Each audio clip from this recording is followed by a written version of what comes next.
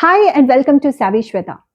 Thank you so much for all your love and appreciation on my previous video, Fix Your Voice. This video is continuation of that journey because learning is one step, but practice is what brings transformation. Today we are going to focus on practical exercises that will help you apply voice modulation techniques and become more effective and confident in your communication.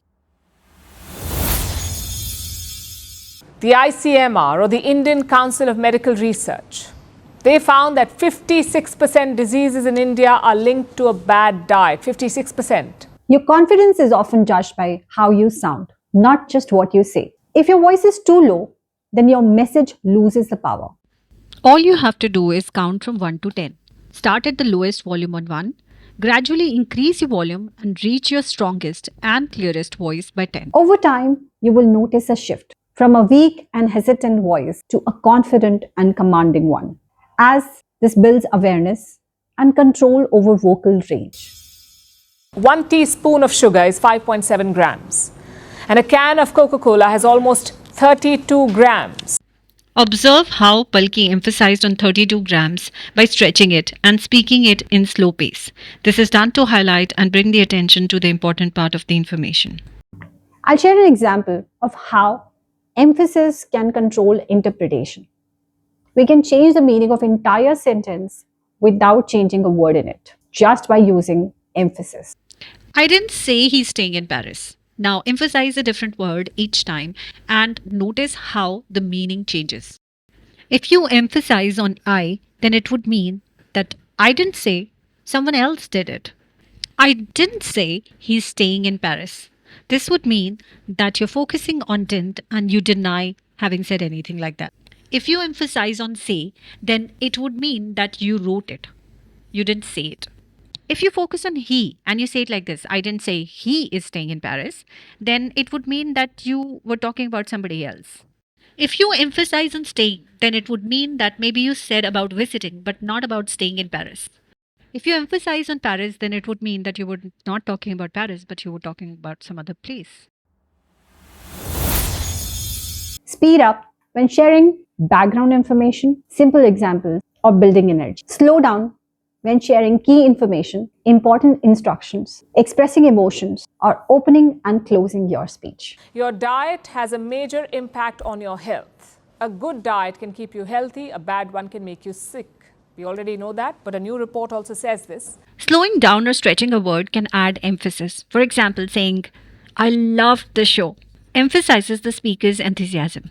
Effective use of pauses and pacing can add emphasis and clarity to your speech.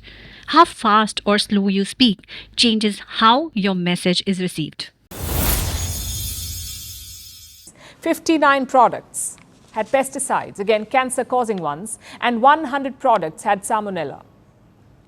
Now, the EU flagged these products, so presumably they did not enter the European market. But what about India? Pauses add power to your words. They help listeners process the information you share. There are 4 types of pauses. Comprehension pause, which is used after an important idea. Transition pause, which is used between topics. Dramatic pause, which is used before a key line. And breath pause, which is a natural one, is used at commas and full stops.